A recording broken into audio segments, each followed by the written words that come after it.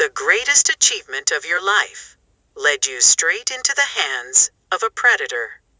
What if the opportunity meant to expand your world, exposed you to the darkest corner of someone else's? This is reality for Karen Stone. And her first flight almost became her last. Karen Stone was 18 years old, a quiet, intelligent young woman raised deep in the rural hills of Woodhall, Clarendon.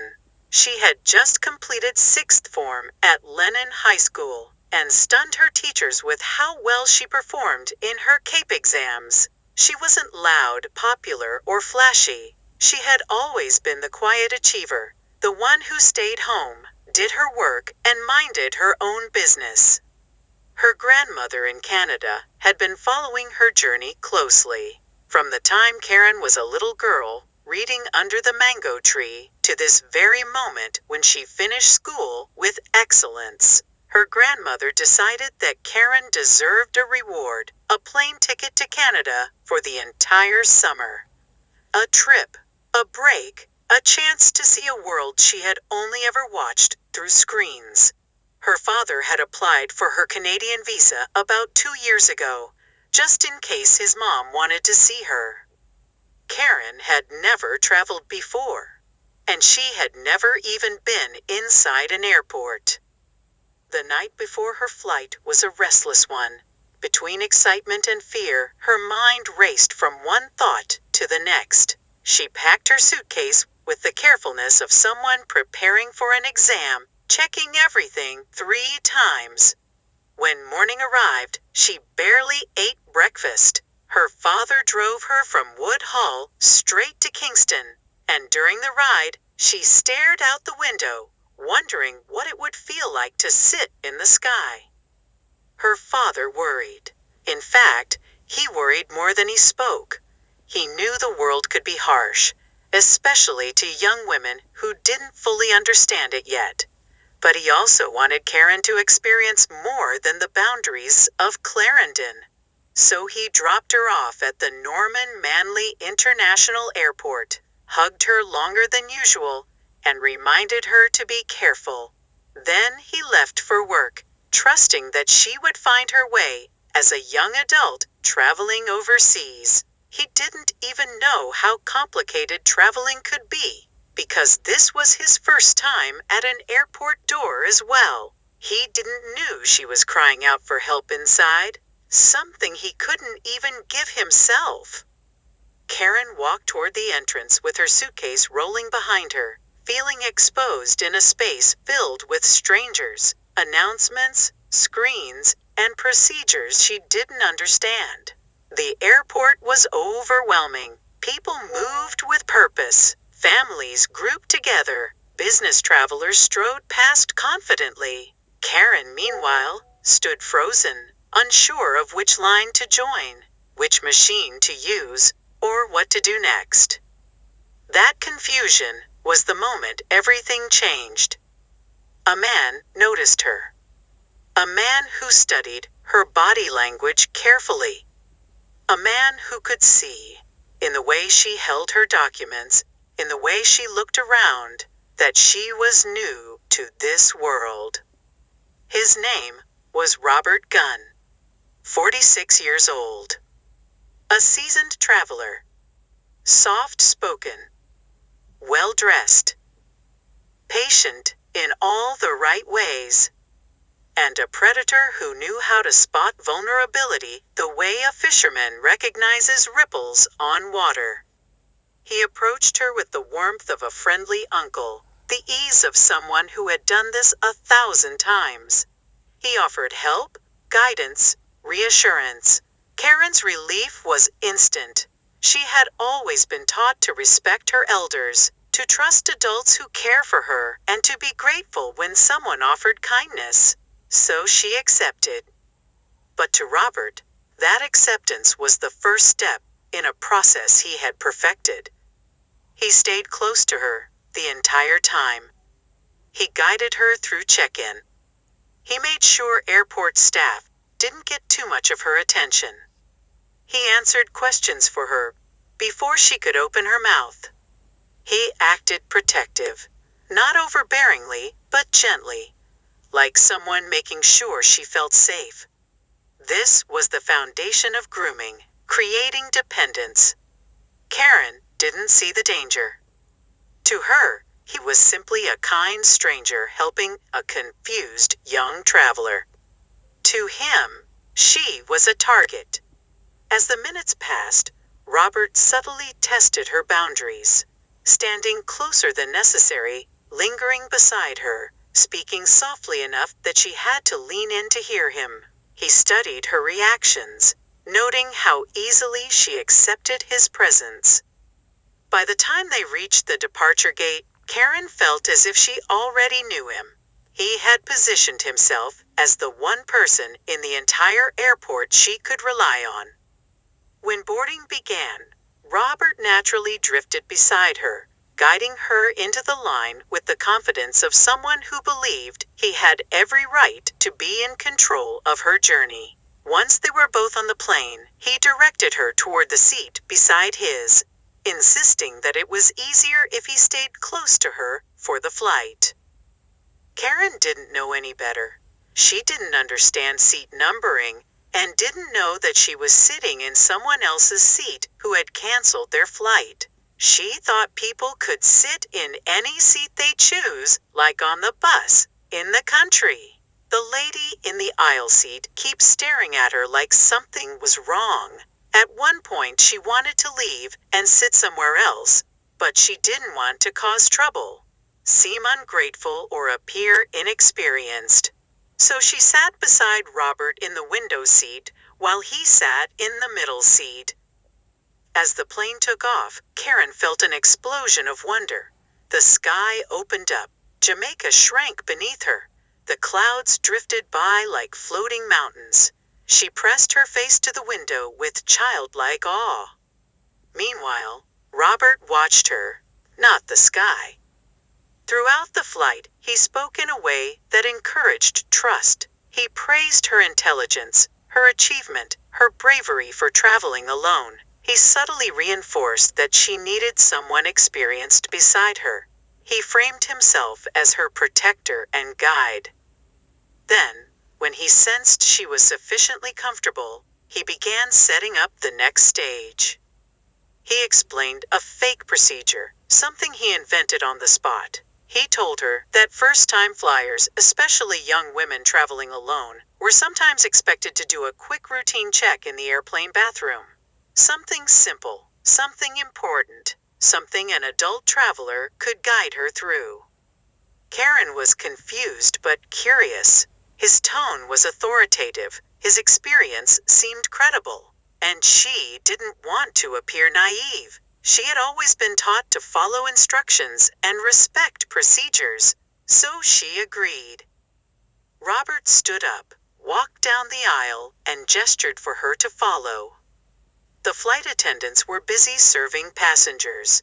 Many people were asleep. The aisle was quiet. Karen followed him. He opened the bathroom door and stepped inside, holding it open for her as if this were standard practice.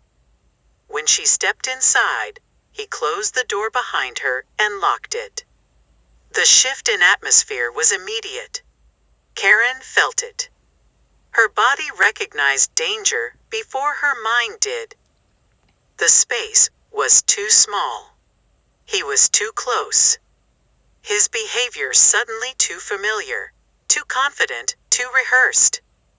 He began touching her in ways that made her freeze, his movements slow, deliberate, and disguised as something she should accept. He used calming tones, the same ones he had used throughout the airport, to create the illusion that nothing was wrong, that this was normal, that she was supposed to comply. Karen didn't fully understand what was happening, but she knew something felt wrong. Her heart pounded, her breath quickened, panic rose in her chest. But fear and confusion often silence victims. Robert knew this. What he didn't know was that someone had been watching him. The passenger in the aisle seat beside them had noticed that something was off. She watched as Robert guided Karen down the aisle. She had noticed his possessive body language earlier. She had noticed Karen's nervous energy. Something didn't sit right with her. When Robert entered the bathroom with Karen and locked the door, the passenger's concern turned into alarm. She quickly informed the nearest flight attendant about the situation, and the attendant approached the door immediately and knocked, firm, authoritative, unignorable. Her demand to open the door broke Robert's momentum. Karen felt a sliver of hope. The flight attendant didn't back down. She insisted. She escalated. She made it known that she would not leave until the door opened.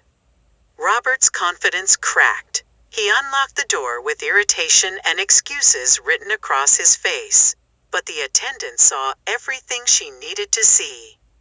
She removed Karen from the bathroom at once, shielding her with her body. Karen was trembling, her mind swirling, her innocence shattered in a way she couldn't yet comprehend. The incident was immediately reported to the captain. The airline contacted Canadian authorities before the plane even reached Toronto. A full report was filed. Karen was moved to another seat, under the supervision of the flight crew. Robert was monitored silently, but closely. He knew he had lost control of the situation. But what he didn't know was that he was walking into a trap far bigger than the one he had set for Karen. When the plane landed in Canada, Karen expected to see her grandmother waiting. Instead, she saw officers, stern, prepared, and intentional, waiting at the gate. They boarded the plane immediately. They identified Robert instantly. He pretended he didn't do anything wrong. When they asked him about the situation, he told them that he didn't know anyone by the name of Karen. They quickly showed him clips from surveillance cameras from the very moment he approached Karen at the airport until she was taken from the bathroom. He started to create a scene. Robert pulled out his iPhone 16 Pro Max and started to video, cursing, disrespecting Canadian airline. He denied even sitting beside a young female. He was just making things worse for himself. The evidence and suspicion had already piled up. He was then arrested. Karen watched everything unfold in stunned silence. She didn't know that Robert had already been under investigation for months. He had been linked to a network involved in exploiting young Caribbean women traveling alone. Karen had unknowingly fit his pattern. A fresh high school graduate, young, innocent, first-time traveler, navigating an unfamiliar world without guidance. The officers escorted her separately to a private room for safety and questioning. They assured her she was not in trouble. They explained she had been targeted. They explained that her reactions were normal. They explained she had been incredibly lucky. Karen felt a wave of emotions she couldn't express. Fear, relief, embarrassment, shock. She kept thinking about how close she had come to danger without realizing it. Then her grandmother arrived. When Karen saw her, every barrier broke. She collapsed into her grandmother's arms, overwhelmed by everything she had held inside. Her grandmother held her, rocking her gently, whispering that she was now safe. Karen spent the rest of the summer healing, quietly, slowly, surrounded by love. She learned about the world in a way no young woman should have to. She learned that danger doesn't always look dangerous. She learned that predators often hide behind politeness. She learned that confidence can be manufactured, and kindness can be weaponized. When it was time for her to return to Jamaica at the end of summer, she was very sad. She was afraid to board a plane again, especially alone. She prayed and asked God for strength and went home. She didn't speak to anyone on the entire journey. At arrivals, her father hugged her with a relief so deep it turned his knees weak. Karen held him tightly, and right there she truly understood that the world outside Jamaica was bigger, beautiful, but dangerous. She survived her first flight. But not everyone does. And that is why awareness matters, why instincts matter, why hesitation matters, why listening to your inner voice can save your life. Stay alert, stay aware, and never assume that a friendly stranger has friendly intentions. Karen Stone's story could have ended very differently. If you enjoyed this series, show your love by clicking the like button, leave a comment, and share to your friends and families. Thanks for watching, and if you want to watch more amazing tales like these, subscribe to my channel and turn on the notification bell so you will be notified when I post another video. Take care until next time.